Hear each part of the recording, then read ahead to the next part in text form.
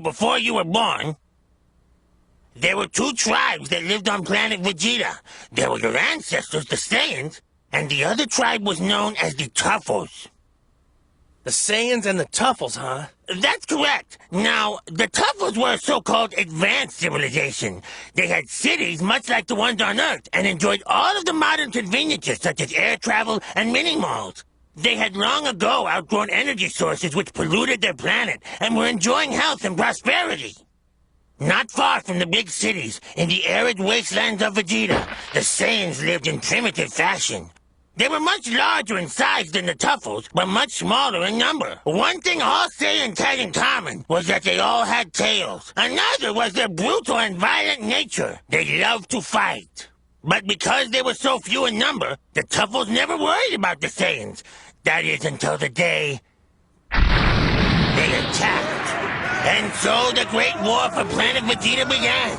With the element of surprise in their favor, the Saiyans quickly gained a strong foothold in the war against the Tuffles.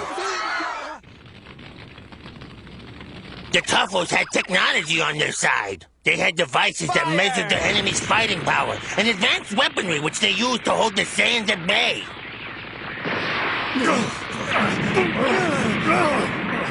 Though few in number, the Saiyan strength was so incredible that they too won their fair share of the battles. And just when it seemed that there was no end in sight to this horrible war, something happened on Vegeta that only happens there once every 8 years. There was a full moon, a decisive factor in the war for planet Vegeta.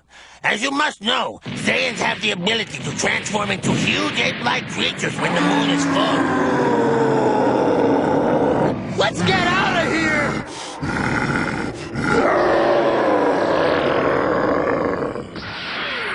It didn't take long for these monsters to destroy the Tuffles and their advanced civilization.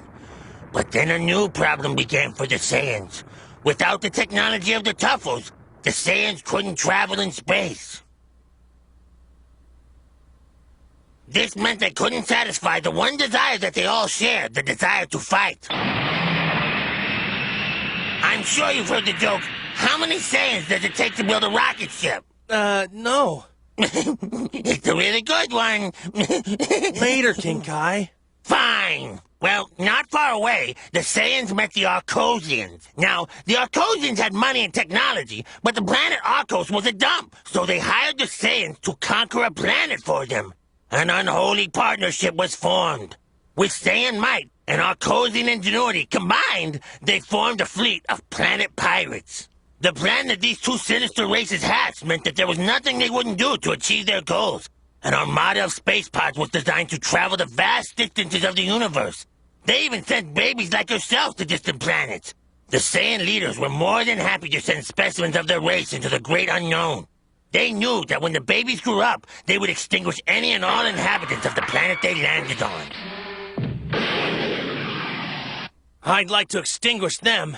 Well, all misdeeds gather their just rewards. You see, like Earth, the planet Vegeta also had a guardian. This good man used his power to attract a vast system of meteors to the planet.